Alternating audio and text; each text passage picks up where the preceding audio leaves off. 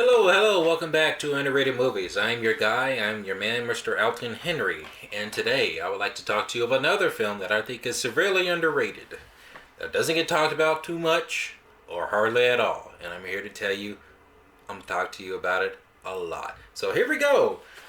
Today I would like to talk to you of the next film on my list, CopCar. It's a mystery suspense road thriller starring Kevin Bacon. And it's basically a simple premise. Two kids who steal a cop car out of the middle of nowhere, and the cop whose car that they've stolen, or who it belonged to, wants it back and plans on getting it back with bad intentions. Now, how I discovered this film, I remember seeing a trailer back in 2015. The movie came out in 2015 and didn't look anything all that special.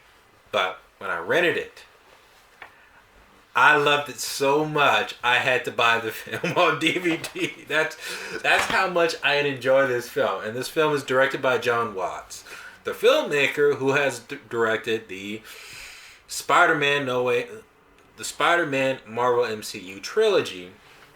Congrats for him. And I've seen his earlier film called Clown. And let me tell you this. This is probably, I can see like Jon Watts. He's a very, I guess, crowd-pleasing, I think, filmmaker who knows what his audience wants to see.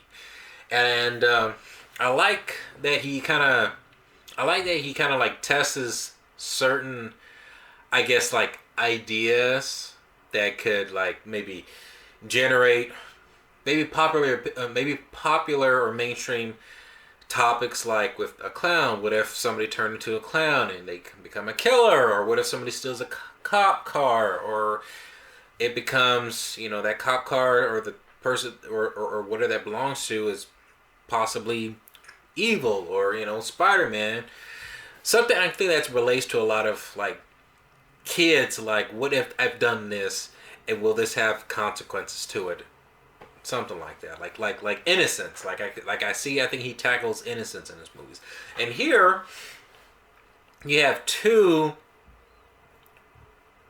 I wouldn't say delinquents, but kids who have really nothing else better to do with their time, roaming around in the middle of nowhere, playing around, and they do some stupid shit.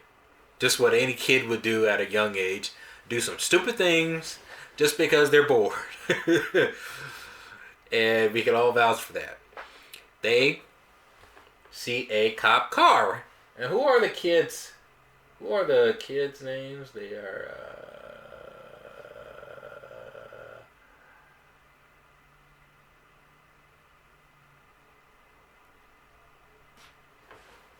Is it James Friedman Jackson and Hayes Welford? I think those are the kids' names.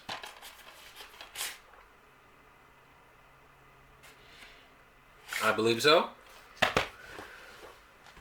And they roam around doing things, and then they steal a cop car.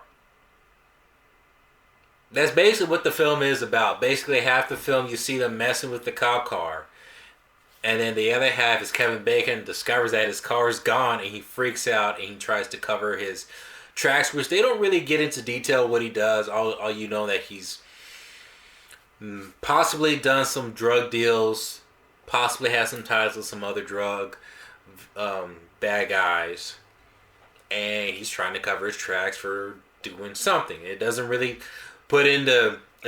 explain exactly what he does, but there's little hints, I guess, that implies that he's done some very bad things. I mean, the guy sniffs up cocaine, he gets rid of it. I mean, the guy has kidnapped somebody that's in, that's a little spoiler. Little spoiler, he has somebody in the trunk of his car. I won't say who it is. but there's somebody in the trunk of his car. But you kind of don't know what it is all about. I'm assuming he's covering his tracks of a drug bust or a drug deal that's gone not so well. And the guy, Kevin Bacon, he's phenomenal. This was actually surprisingly funny to me. This movie was actually pretty funny. And I think that's what made me love this film. The situations that these characters go through were just hilarious. And just you kind of have to imagine yourself, man, what if I did something like that? What if I did this? Like, cuz when he discovers his car is gone, he like has a moment of like processing, and he's like walking to where he parked his car, but he notices his car is gone. So he walks, like, trying to look where his car is at. He's trying to figure out what's going on, and he just like, you know what, I gotta just get out of here. So he takes off, but the camera does this in kind of a one take. But he walks back, tries to figure out where he's gonna go, and then he thought of an idea and he walks out, and he coughs and walks out. The camera stays exactly where it stays in one position, and Kevin Bacon leaves from the frame, and then you hear him just talking on the phone like, hey, hello Miranda, and trying to prepare a story that he's trying to get out to buy himself more time. Then he gets right back in front of the frame, and then he calls somebody and tells them like, hey, I think something's going on my radio, trying to buy time to cover up his tracks. And I thought that was a clever way of what Jon Watts did with that. And you see him just trying to just doing everything he can to buy himself more time to kind of figure out, should I try to figure out who stole my car, or should I just try to get the heck out of here? He's debating throughout the whole film until he finds an opportunity to try to get the car back. And then you have this other character that comes in who sees the kids riding in the police car, and she's like, she's kind of like that, you know, one person to where if you kind of see like kids doing bad things, they'll, you know, she'll do whatever you can to scold them or something. I don't know, but her involvement in the story was interesting, and I think, well, I wouldn't say too interesting, but I think it just helped propel the film a little bit, because there's not much story that goes along here, and whatever story that you're being told, you're given very little about it.